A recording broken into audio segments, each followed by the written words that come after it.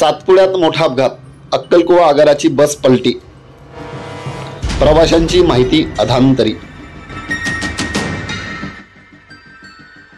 अक्कलकुवा आगाराची बस MHS 068665 सातपुड्याच्या अतिदुर्गम भागातील वडफडी येथे मुक्कामानंतर पहाटे मोलगी ते अक्कलकुवा मार्गावर परतत असताना मोठा अपघात झाला।